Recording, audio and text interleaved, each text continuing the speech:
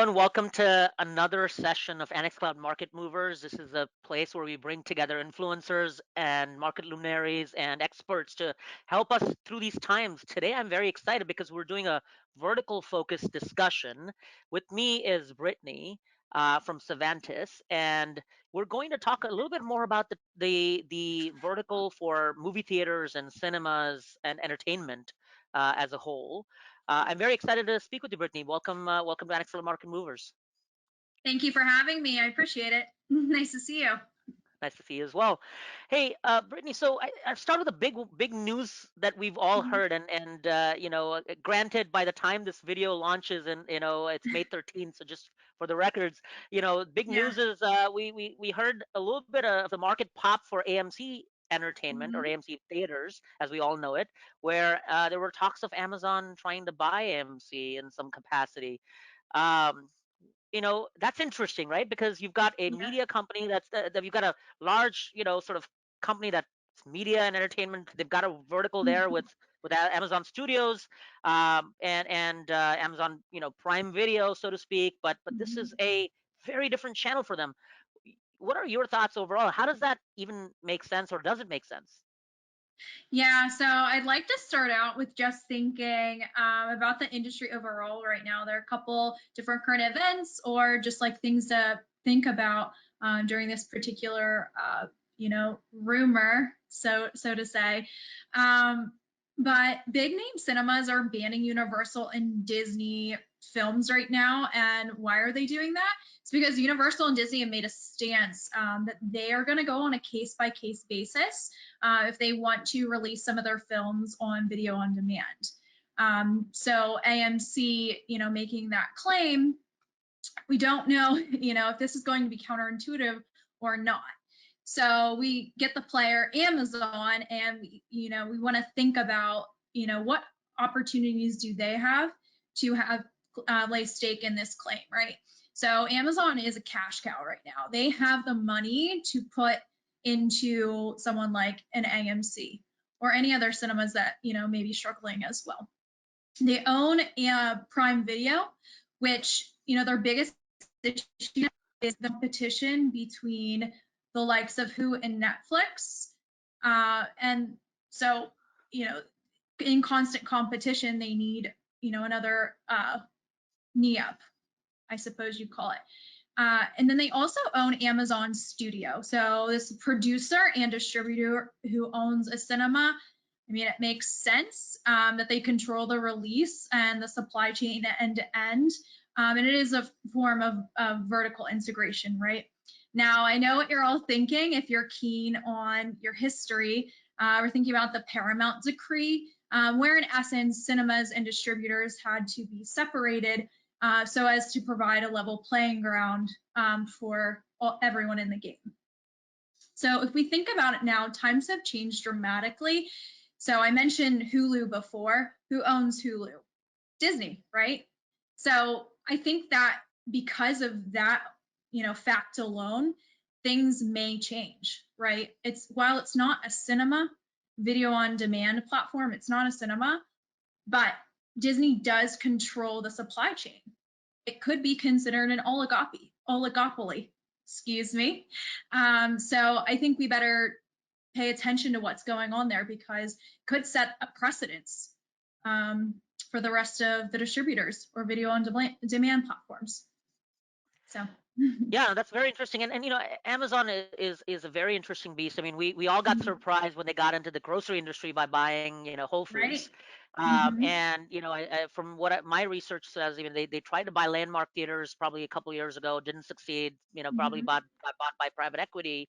hmm AMC again, movie theaters and cinemas are in a challenging Yep. environment right now where they're struggling for cash, and along Yep. with hospitality and airlines and travel, that industry is significantly affected. And so, to make a play for really getting a lot more distribution quickly, like they hmm did on the grocery side with Whole Foods, Yep. potentially an interesting play. If there was one reason to buy, the biggest player in movie theaters in North America, I would say. I think the largest probably. Yeah. That would be potentially the reason. And it's interesting Mhm. to parlay into the next sort of discussion I want to have is, the industry is in trouble. That's Mhm. I would say very easy, to say now. People can't go to movie theaters anymore. And we actually, saw it. I'm a huge movie goer personally.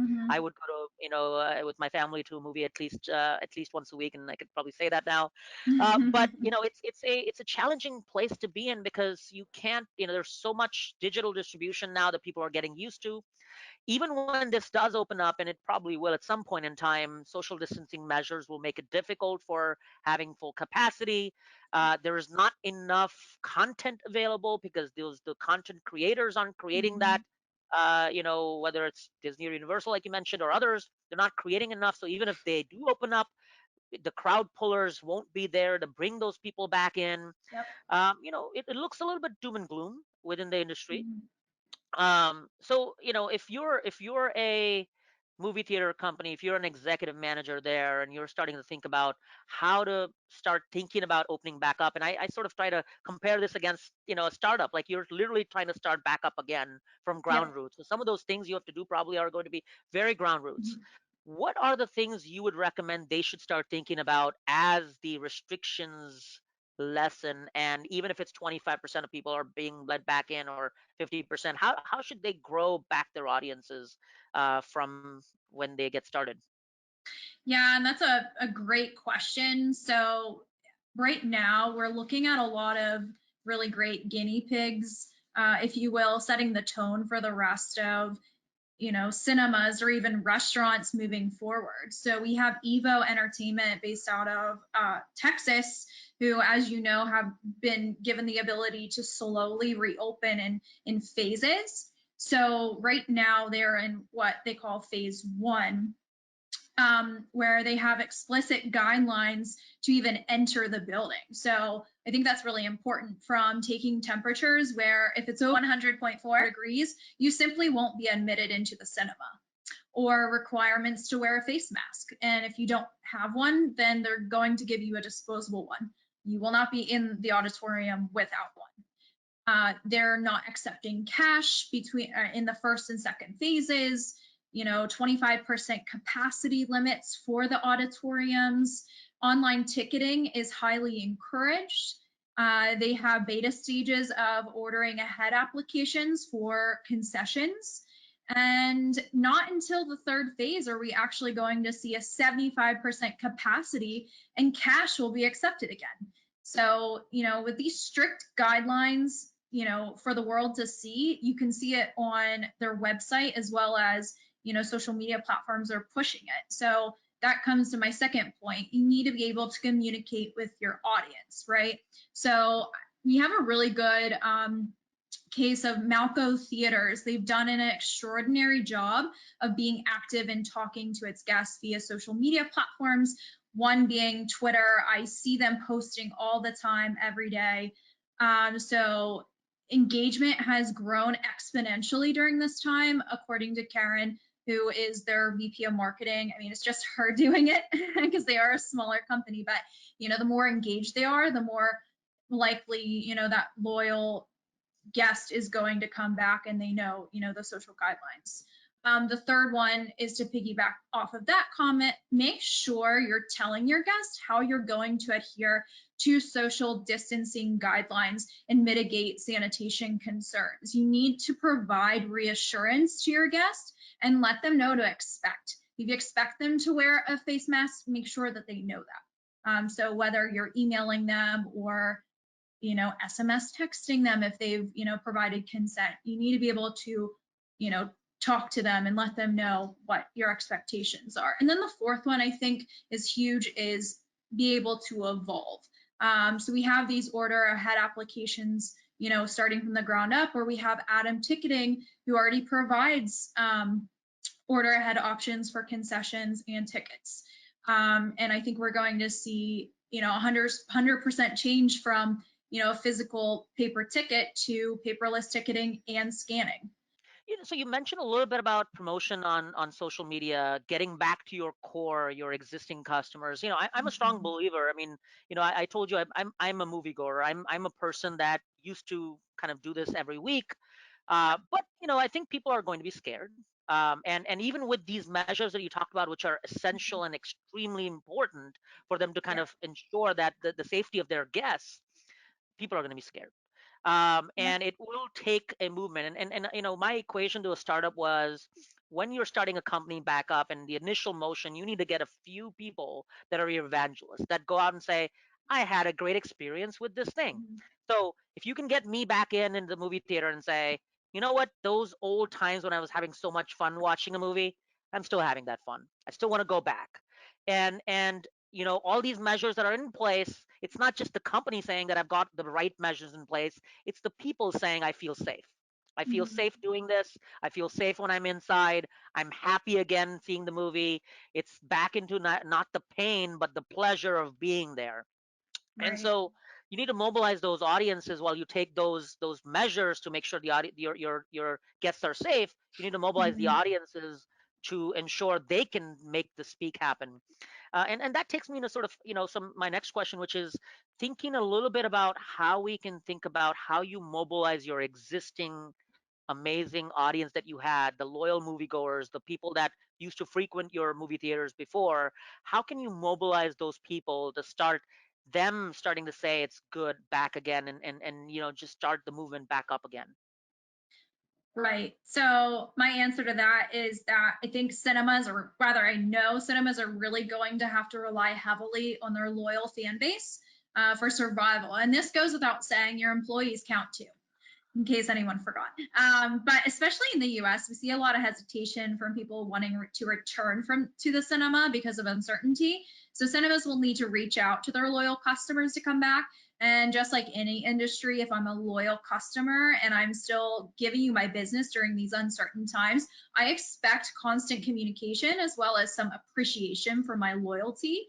And like I mentioned a little bit before, but the example that I had is Malco Theaters, and the engagement that they've had with their guests on social media platforms is just grown exponentially. And I think that that's how they're really going to get these warriors or these loyalists to you know really start talking about why they love the cinema so much. There is actually, it's called moviestogether.org, and we can provide the link. But if you go to it and provide your first and last name and your zip code, it will show you.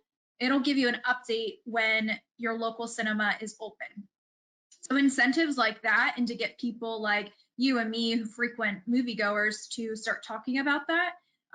If you can get your loyalists on board, I think you'll be in a better place. Yeah, that's awesome. And I think just paralleling that into other spaces or other verticals Mhm. that are similarly challenged. Whether Right. you look at travel, I will have the same challenge going on a flight as I do into a movie theater. Hmm. Probably worse because it's longer period. I will have the same challenge going into even a Marriott. Hmm. And they're communicating the same way to get their loyalists back.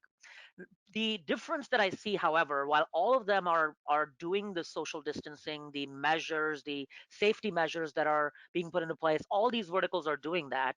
The Hmm. difference, however, I feel is that a lot of these verticals, when you take specifically hospitality or you take travel versus movie theaters, those Hmm. two verticals have done a significantly better job over the last 20 years in building their loyalty programs. So all Hmm. of us have received emails from our favorite airlines saying your statuses that you had now are extended for at least another year.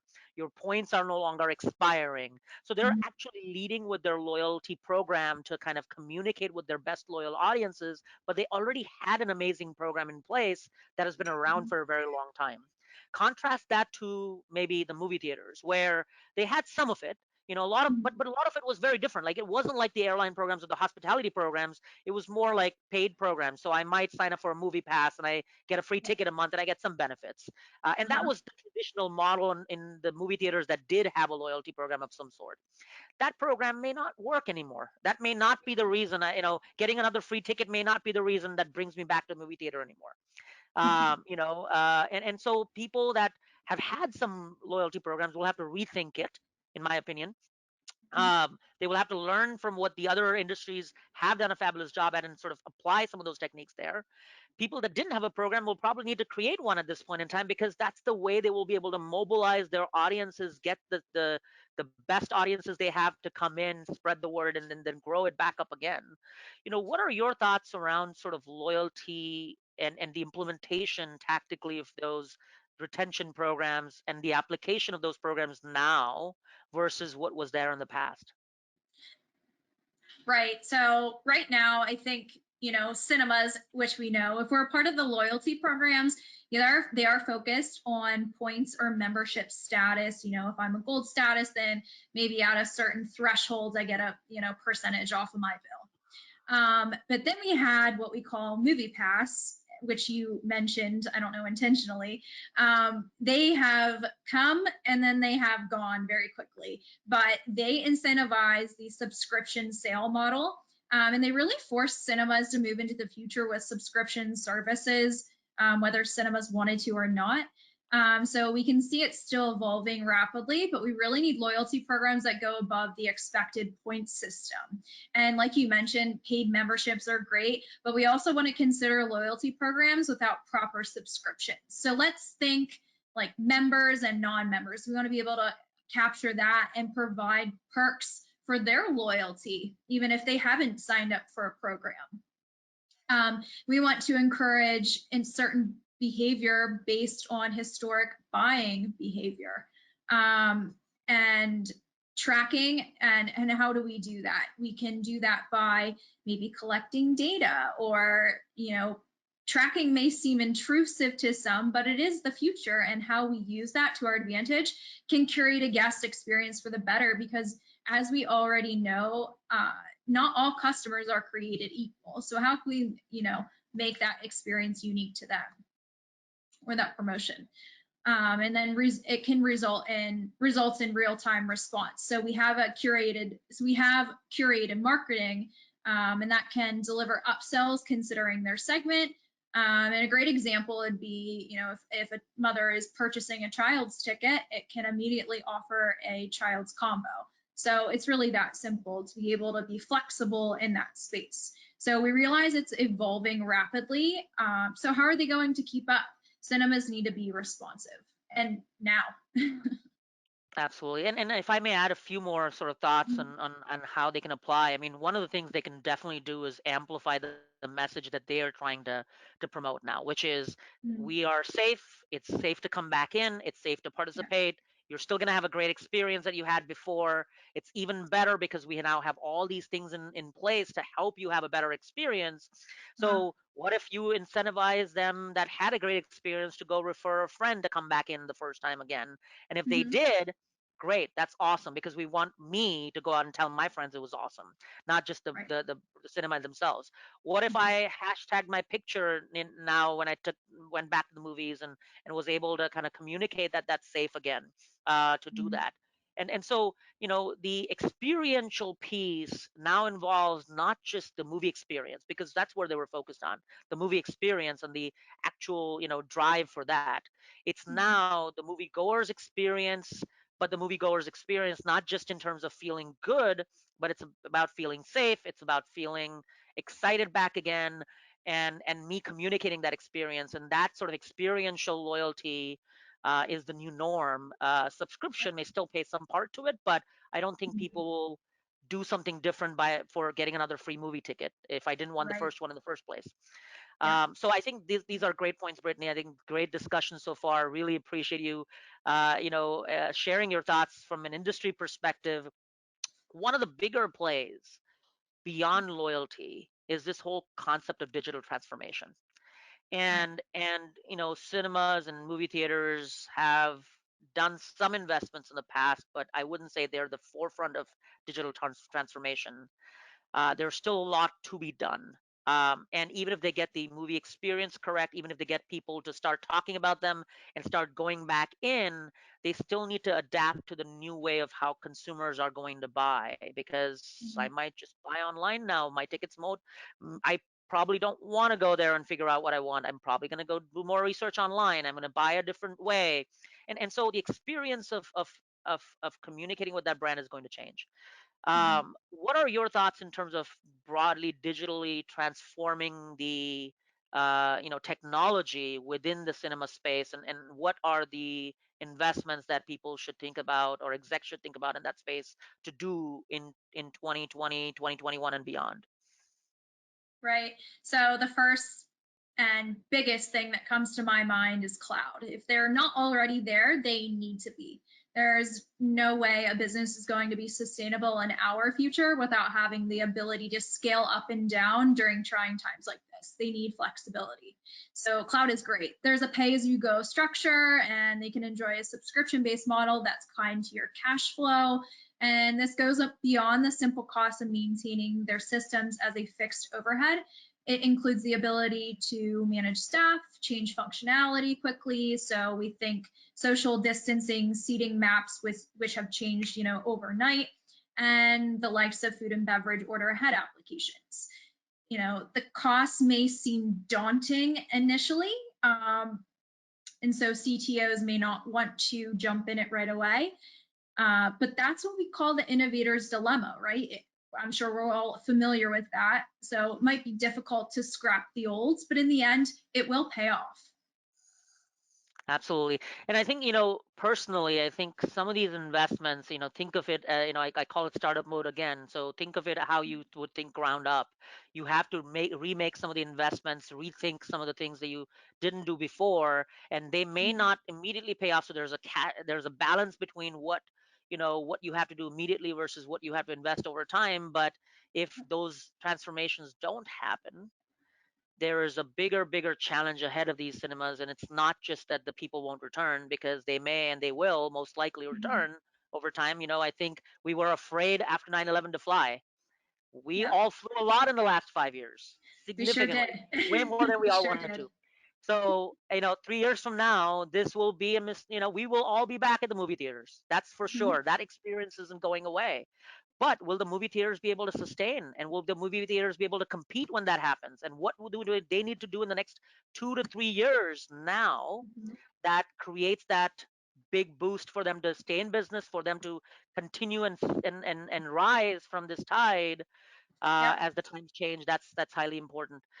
Brittany, you guys are very experienced in the space. You can really help a lot of people that are thinking this way. If people want to reach out to Savantis, how do they reach you? How do they reach Savantis for some help?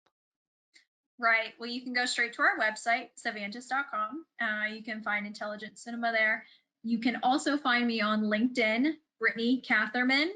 I have a Twitter account as well at the Savantis, and you can start from there. Wonderful. Brittany, this was a wonderful conversation, and I hope people got some benefit out of it. That ends it. If people want to watch other market mover videos, please go to annexcloud.com/market movers, where we bring in brilliant experts like Brittany. Thank you again, Brittany. Bye for now. Bye. Thank you for having us.